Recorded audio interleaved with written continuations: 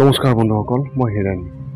আজি আপোনালোকক এই ভিডিঅ'টোত আপোনালোকে আপোনালোকৰ ৰাশি অনুসৰি বাছি ল'ব পাৰিব আপোনালোকৰ কেৰিয়াৰ। ইয়াত আপোনাৰ ব্যৱসায়ী হ'ব পাৰে বা চাকৰি হ'ব পাৰে। যদি আপুনি আপোনাৰ সেই ৰাশি অনুসৰি আপুনি কাম আৰম্ভ কৰে বা আপুনি যদি এটা কাম হাতত লয়, তেন্তে আপুনি তাত সফলতা হোৱাটো আপোনাক কোনো ৰাখিব নোৱাৰে।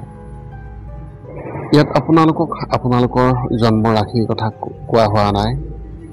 ইয়াত কোৱা হৈছে আপোনালোকৰ জন্ম যি লগ্ন তালিকা, তাত যি দশম ঘৰত যি ৰাশি অৱস্থান কৰি আছে, আৰু আপোনালোকে সেই ৰাশিৰ কথা আপোনালোকে গম পাবলৈ হ'লে আপোনালোকে আপোনালোকৰ যি লগ্ন তালিকা তাত আপোনালোকে চাব লাগিব।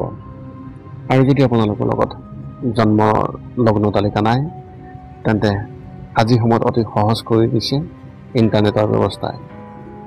আৰু ইণ্টাৰনেটৰ ব্যৱস্থাৰ দ্বাৰা আপুনি আপোনাৰ মোবাইলত থকা যি প্লে ষ্ট'ৰ, সেই প্লে ষ্ট'ৰত গৈ আপোনালোকে এষ্ট্ৰলজিৰ লগত সম্বন্ধ থকা যি এপছ, যেনে সি এষ্ট্ৰচেক হ'ব পাৰে বা এষ্ট্ৰজডিক হ'ব পাৰে বা এষ্ট্ৰগুৰু হ'ব পাৰে, এনেধৰণৰ বহুতো এপছ আছে, যাৰ দ্বাৰা আপুনি অনলাইন যোগে আপুনি আপোনাৰ জন্মৰ লগ্ন তালিকাখন বনাই ল'ব পাৰে বা আপুনি তাত ডাউনলোড কৰি ল'ব পাৰে বা আপুনি স্ক্ৰীনশ্বট মাৰি ৰাখি ল'ব পাৰে।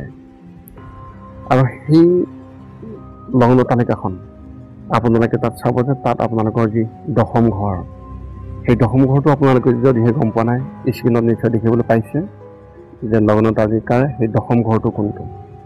ইয়াতে 12টা ঘৰ থাকে, আৰু সেই দশম ঘৰত থকা যিটো সংখ্যা, তাত 1ৰ পৰা 12ৰ ভিতৰত যিকোনো সংখ্যা লিখা থাকিব। আৰু সেই সংখ্যা অনুসৰি যি ৰাশি হয়, সেই ৰাশি অনুসৰি আপুনি আপোনাৰ যি কেৰিয়াৰ আপুনি বাছি ল'ব পাৰে। কাৰণ সেই দশম ঘৰটোৰ কথা এইটো কাৰণে উল্লেখ কৰা হৈছে যে সেই দশম ঘৰ হৈছে এজন ব্যক্তিৰ কৰ্ম জীৱনৰ যি স্থান, অৰ্থাৎ কৰ্মস্থান। সেই কৰ্মস্থানত যি সংখ্যা লিখা আছে, সেই সংখ্যা অনুসৰি আপুনি আপোনালোকৰ ৰাশিৰ আপোনালোকে গম পাব যে আপোনালোকৰ ৰাশি কি। আৰু সেই অনুসৰি আপোনালোকক এই ভিডিঅ'টোত তাই সম্পূৰ্ণ বিৱৰণ আপোনালোকক আগবঢ়া হৈছে প্ৰত্যেকটো ৰাশিৰ বিষয়ে, যাৰ ফলত আপোনালোকৰ অতি সুবিধা হ'ব। আৰু সেই ৰাশি অনুসৰি আপোনালোকে আপোনালোকৰ কেৰিয়াৰত, চাকৰি হওক বা ব্যৱসায়তে হওক, আপোনালোকে আগবাঢ়িব পাৰিব, যাৰ ফলত আপোনালোকৰ সময় নষ্ট নহ'ব। আজিৰ সময়ত টকা পইচা খৰচ কৰিলে আপুনি আজি ল'ব পাৰিব, কিন্তু আপুনি যদি সময় অবাবতে নষ্ট কৰিছে, তেতিয়াহ'লে আপুনি আপোনাৰ জীৱনৰ আটাইতকৈ ডাঙৰ ভুল কাম কৰিছে। লগতে আৰু এটা কথা আপোনালোকক জনাই থ'ব বিচাৰোঁ যে এজন ব্যক্তিয়ে জন্মৰ পিছতেই লগ্ন তালিকাখন বনাব এইটো কাৰণে লাগে যে, ধৰি লওক এজন শিশু, সেই শিশুটোৰ যি কেৰিয়াৰটোৰ বিষয়ে সি একো গম নাপায়, কিন্তু সেই শিশুটোৰ এই পিতৃ মাতৃ হিচাপে আপোনালোকে সেই শিশুটোৰ যি কেৰিয়াৰ এই দশম ঘৰৰ দ্বাৰা আপোনালোকে গম পাব। আৰু সেই অনুসৰি সেই ল'ৰাজনক উচিত শিক্ষা দিয়াটো আপোনালোকৰ অত্যন্ত প্ৰয়োজন। আৰু এই লগ্ন তালিকাৰ অনুসৰি সেই ব্যক্তিজনৰ কেৰিয়াৰটোৰ ওপৰত ভিত্তি কৰি আপোনালোকে যদিহে সেই শিশুটিক শিক্ষাৰ ক্ষেত্ৰত আগুৱাই লৈ গৈছে, তেন্তে সেই শিশুটিয়ে ভূত ভৱিষ্যতলৈ আগুৱাই যাবলৈ যথেষ্ট সুবিধা হয়, যাৰ ফলত আপোনালোকেও সুফল দেখিবলৈ পাব। লগতে সেই শিশুটিও এজন সফল ব্যক্তি হিচাপে সমাজত থিয় দিব পাৰিব। আহকচোন এতিয়া জানি লওক এই দশম ঘৰটোৰ জৰিয়তে আপোনালোকে আপোনালোকৰ কেৰিয়াৰ কেনেদৰে বাছি ল'ব। ইয়াত সম্পূৰ্ণ ৰাশিৰ বিষয়ে বৰ্ণনা কৰা হৈছে। সৰ্বপ্ৰথম হৈছে মেষ ৰাশি। মেষ ৰাশিৰ অধিপতি গ্ৰহ হিচাপে মংগল গ্ৰহ, আৰু তাৰ লগত সম্বন্ধ থকা যি কাম, মেষ ৰাশিৰ ব্যক্তিসকলৰ ক্ষেত্ৰত অভিযান্ত্ৰিক, সামৰিক, আৰক্ষী, অধিবক্তা, ডাক্তৰ, ড্ৰাইভিং, জুৱেলাৰী আৰু কম্পিউটাৰৰ লগত সম্বন্ধ থকা যিবিলাক কাম। 2 নম্বৰ ৰাশি হৈছে বৃষ ৰাশি। বৃষ ৰাশিৰ অধিপতি গ্ৰহ হিচাপে শুক্ৰ, আৰু সেই অনুসৰি ইয়াৰ লগত সম্বন্ধ থকা কামবোৰ এনেধৰণৰ, ই ব্যৱসায় হওক বা চাকৰি হওক, শিল্প, চিত্ৰকলা, গায়ক, নৃত্য, সংগীত, চিনেমা, অভিনয়, কৃষি, ধাতু আলো আৰু হোটেলৰ ব্যৱসায়। 3 নম্বৰ হৈছে মিথুন ৰাশি আৰু সেই মিথুন ৰাশিৰ অধিপতি গ্ৰহ হিচাপে বুধ আৰু ইয়াৰ লগত সম্বন্ধ থকা ব্যৱসায় বা চাকৰি ক্ষেত্ৰত এনেধৰণৰ বেংকিং, কেৰাণী, লেখক, মিডিয়া ৰিপৰ্টাৰ, ই আপোনাৰ ছ'চিয়েল মিডিয়াও হ'ব পাৰে, সম্পাদনা, ভাষা বিশেষজ্ঞ আৰু ভাষা অনুবাদক।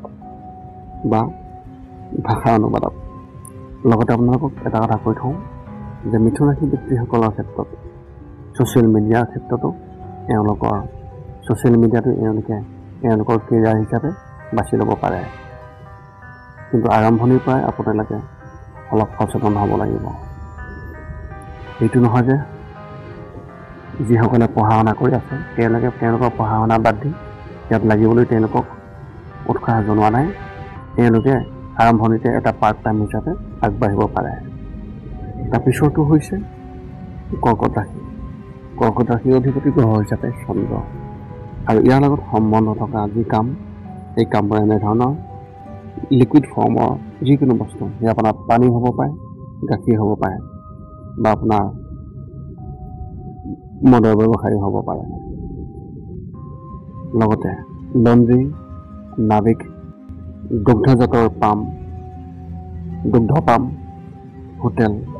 হোটেলৰ ব্যৱসায়, বৰফ, জাহাজ, ৰসায়ন বিজ্ঞান আৰু সুগন্ধিজাত দ্ৰব্য, ধূপকাঠি, ফটোগ্ৰাফী, পেইণ্টিং, পুৰাতত্ত্ব আৰু ইতিহাসৰ যি কাম, ঐতিহাসিকৰ লগত সম্বন্ধ থকা যি কাম আৰু সামাজিক কাম।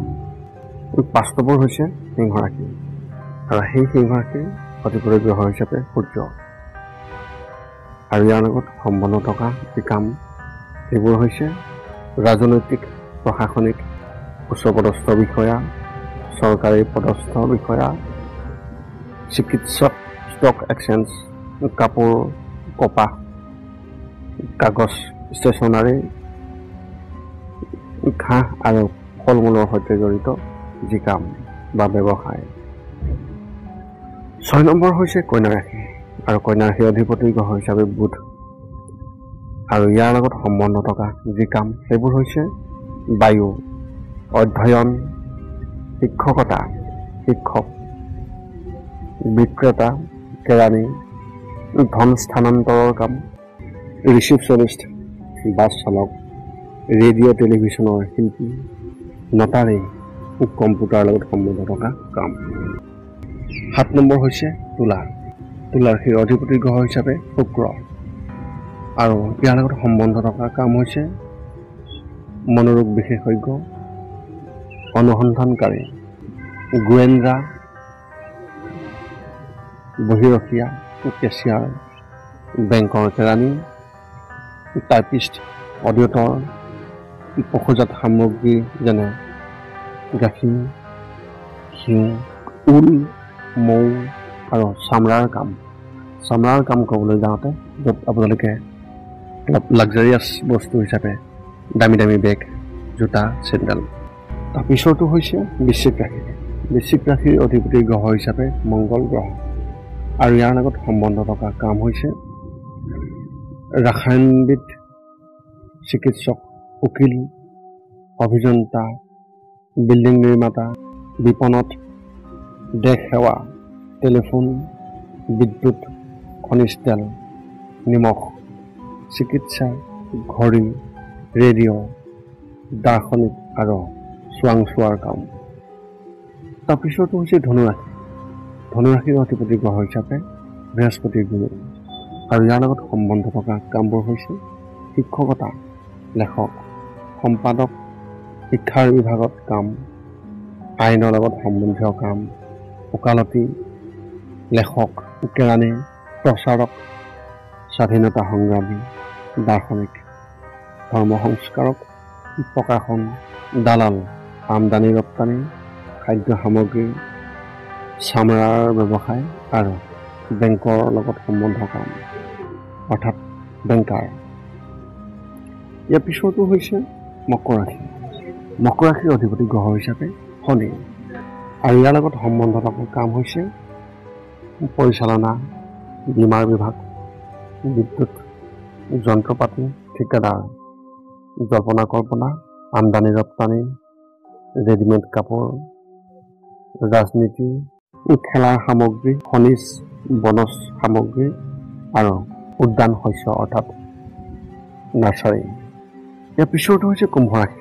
কুম্ভ ৰাশিৰ অধিপতি গ্ৰহ হিচাপে শনি আৰু ইয়াৰ লগত সম্বন্ধ থকা কাম এনেধৰণৰ গৱেষণামূলক কাম, পাঠদানৰ কাম, জ্যোতিষ, তান্ত্ৰিক, ৰোগ নিৰাময়কাৰী, দাৰ্শনিক, চিকিৎসক, কম্পিউটাৰ, বিমানৰ লগত সম্বন্ধ, যান্ত্ৰিক, বীমা আৰু ঠিকাদাৰী।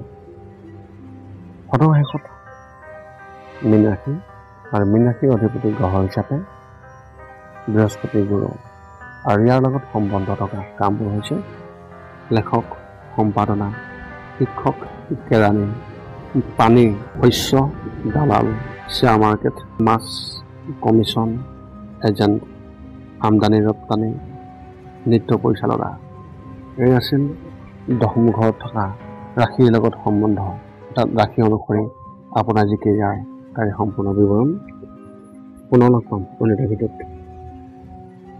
ইয়াৰ দ্বাৰা আপোনালোকৰ কেৰিয়াৰ বিষয়ে জনালোঁ। নিশ্চয় আপোনালোকে এই ভিডিঅ'তে তথ্য আপোনালোকে উপকৃত হ'ব বুলি অনুভৱ কৰিছোঁ। পুনৰ লগ পাম অন্য এটা ভিডিঅ'ত। আজিলৈ ধন্যবাদ।